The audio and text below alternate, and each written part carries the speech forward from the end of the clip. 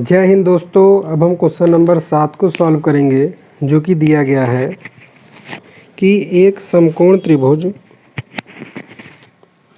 की रचना कीजिए जिसकी भुजाएं कर्ण के अतिरिक्त 4 सेंटीमीटर तथा 3 सेंटीमीटर लंबाई की हों। फिर एक अन्य त्रिभुज की रचना कीजिए जिसकी भुजाएं दिए हुए त्रिभुज की संगत भुजाओं की 5/3 गुनी हों। तो इस क्वेश्चन में देखिए दो पार्ट है। पहला तो ये समकोण त्रिभुज बनाना है, फिर उसका 5/3 गुना त्रिभुज हमको बनाना है। तो पहले हम एक समकोण त्रिभुज बना लेते हैं जिसमें कर्ण के अतिरिक्त भुजाएं 4 सेंटीमीटर और 3 सेंटीमीटर होनी चाहिए। तो पहले हम लोग इसका आधार बनाएंगे बड़ी भुजा का, जो कि रहेगा 4 सेंटीमीटर। तो पेंसिल और प्रकार की सहायता स्केल की सहायता से हम लोग इसका आधार बना लेते हैं, जिसका हम नाम देंगे BC, जो कि है 4 सेंटीमीटर। फिर क्या कर रहा है कि एक भुजा 3 सेंटीमीटर की होगी, लेकिन ये त्रिभुज समकोण है, तो बिंदु B पर हम एक समकोण बनाएंगे। तो मैं तो प्रकार और पेंसिल की सहायता से बनाऊंगा, आप चाहें तो डायरेक्ट चांदा से ही बना सकते हैं। तो हम बिंदु B पर इस तरीके से प्रकार रख के एक चाप काटेंगे।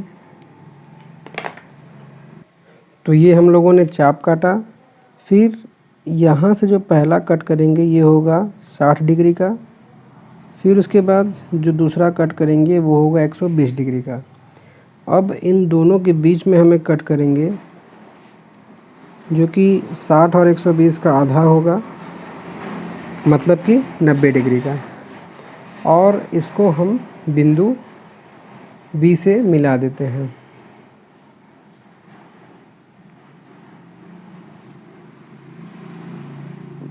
और इस तरीके से हमको ये समकोण मिल जाएगा।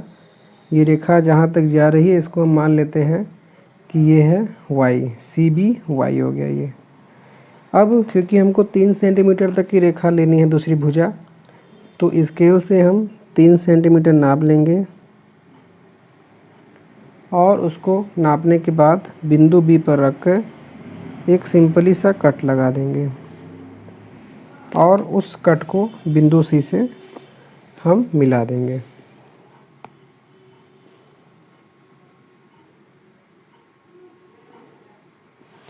और ये हो गया आपका बिंदु A, और इस तरीके से आपका त्रिभुज ABC समकोण त्रिभुज बन गया।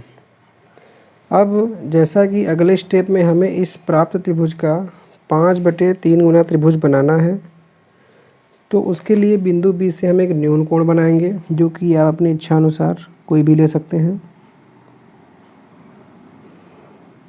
हमने इस तरीके से इसको आगे तक बना लिया और इसको हम मान लेते हैं कि इसको हमने x तक बढ़ाया है। ठीक है। अब क्योंकि देखिए नीचे हर छोटा है और अंश बड़ा है, तो इससे बड़ा बनेगा त्रिभुज, तो BC को हम कुछ आगे तक बढ़ा लेते हैं। अब देखिए इन दोनों में से बड़ी अंक कौन सी है? 5 है। तो हम सिंपली एक चाप लेंगे और इस जो हमने रेखा बनाई है कोण का, इसको 5 बराबर भागों में काट लेंगे। 3, 4 और ये हो गया 5। इसका नाम हम रख देंगे B1, B2, B3, B4 और B5 इसके नाम हो गए। अब इसका हर दिया हुआ है B3, तो सिंपली हम B3 से बिंदु C को केवल मिला देंगे। अब अंश जैसा कि 5 दिया हुआ है, तो B5 से हम B3C के समांतर रेखा खींचेंगे। तो उसके लिए करेंगे क्या, एक हम चाप लेंगे, उस चाप से कोण बनाएंगे, उस कोण को B5 पे रख के ड्रा करेंगे। फिर इस कोण की कितनी माप है उसको मेजर करेंगे। मेजर करने के बाद उससे फिर यहाँ पर एक क्रॉस चाप लगाएंगे और जहाँ पर एक कट करेगा उसको B5 से होके जाते हुए मिला देंगे। और जहाँ ये मिल रहा है इसको मान लेते हैं कि ये है C'। तो इस तरीके से B3C समांतर B5C' हो गई। अब बिल्कुल यहाँ ऊपर से जैसे हम लोगों ने और भी क्वेश्चन में किया है, AC के समांतर C डैश से रेखा खींचेंगे, वो भी बिल्कुल ऐसे ही करेंगे। हम एक चाप लेंगे, फिर वही चाप यहाँ ड्रा करेंगे, फिर इस कोण को मापेंगे,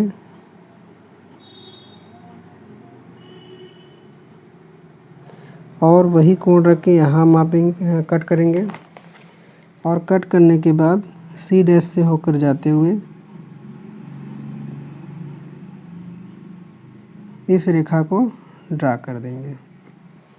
अब जैसा कि ये आगे नहीं मिल रहा है तो y को हम कुछ दूर तक बढ़ा देंगे, और ये जहाँ कट कर रहा है ये आपका हो जाएगा E डैश। इसलिए मैंने ऐसा ये कम खींचा था कि कई क्वेश्चन में हो सकता है आप ऐसे ही कम खींचें, तो आप पहले ही वैसे 4 सेंटीमीटर भुजा है तो उस हिसाब से कुछ आगे तक ही y को आप एक्सटेंड करके बनाइएगा। इसलिए मैंने इसको ये मिस्टेक ना हो, मैंने करके बता दिया था आपको। और हम लोगों का त्रिभुज ABC समकोण का 5/3 गुना त्रिभुज A dash B C dash तैयार हो गया। अब आते हैं हम इसकी रचना के चरण पर। तो सिंपली देखिए, पहले हमने क्या किया, हम लोगों ने एक रेखाखंड BC 4 सेंटीमीटर खींचा, फिर बिंदु B पर 90 डिग्री का कोण को ड्रा करिया जो कि कोण है CBY। फिर BY किरण पर रेखाखंड AB बराबर 3 सेंटीमीटर लिया, ठीक है, किस पे, BY किरण पे 3 सेंटीमीटर का चाप लिया तथा AC को मिला दिया। अभीष्ट त्रिभुज ABC प्राप्त हो गया। फिर बिंदु B पर न्यून कोण CBX बनाया तथा BX पर B से प्रारंभ होकर 5 समान रेखाखंड B1, B2, B3, B4 और B5 अंकित किया, जैसा कि आप चित्र में देख सकते हैं। फिर B3C को मिलाया तथा इसके समांतर रेखाखंड B5C डैश खींचा जो BC को बढ़ाने पर C डैश पर प्रतिच्छेद करता है। B5 के समांतर खींचा जो C डैश पर प्रतिच्छेद करता है, आप देख सकते हैं। इसी प्रकार AC के समांतर रेखाखंड A डैश C डैश खींचा जो AB को बढ़ाने पर A डैश पर प्रतिच्छेद करता है, और इस तरीके से अभिष्ट त्रिभुज A dash B C dash प्राप्त हुई, जिसकी भुजाएं त्रिभुज ABC की संगत भुजाओं की 5/3 गुनी हैं। अब हम आते हैं रचना के औचित्य पर।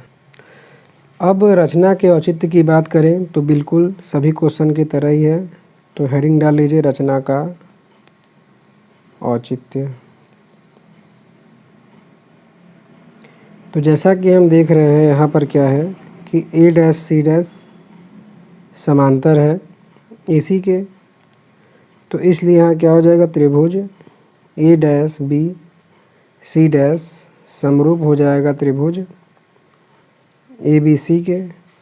तो यहाँ पर हम इनके भुजाओं का अनुपात बराबर हो जाएगा, मतलब कि A डैश C डैश बटे में AC बराबर A डैश B बटे में AB बराबर BC डैश बटे में BC। इसको मान लेते हैं समीकरण 1। इसी तरीके से नीचे इसी प्रकार, क्योंकि B5C डैश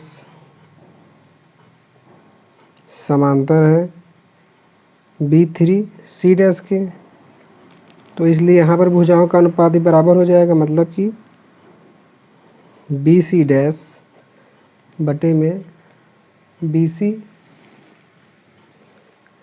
ऐसा क्यों हुआ, ऐसा होने पर क्या हुआ, इसलिए हम दिखा सकते हैं त्रिभुज BC B3 समरूप है त्रिभुज BC डैश B5 के। फिर इनके भुजाओं का अनुपात BC डैश बटे BC बराबर BB5 बटे में BB3, जो कि BB5 बराबर है 5 भाग के, BB3 बराबर है 3 भाग के। तो देखिए समीकरण 1 और 2 से यहाँ पर भी BC डैश बटे BC है और यहाँ पर भी BC डैश बटे BC है, जो कि 5/3 भाग के बराबर है। तो इसलिए ये पूरा भाग बराबर 5/3 हो जाएगा। समीकरण 1 हुआ 2 से ए डैश सी डैश बटे ए सी बराबर ए डैश बी बटे ए बी बराबर बी सी डैश बटे बी सी बराबर 5/3। जैसा कि ऊपर वाली भुजा 5 भाग है, नीचे वाले 3 भाग, जो कि हमको दिखाना था। यहाँ पर ही थोड़ा मिस्टेक हो गया था, इसको आप थोड़ा समझ लीजिएगा। एक बार हमको चाप लेना है, ठीक है। तो इस तरीके से क्वेश्चन नंबर 7 भी आपका सॉल्व हो गया। आशा करता हूँ बताया गया सवाल आपको समझ में आया होगा। तो प्लीज़ वीडियो को लाइक कीजिएगा, अगर कोई प्रॉब्लम हो तो कमेंट करिएगा। सो थैंक्स फॉर वॉचिंग, धन्यवाद।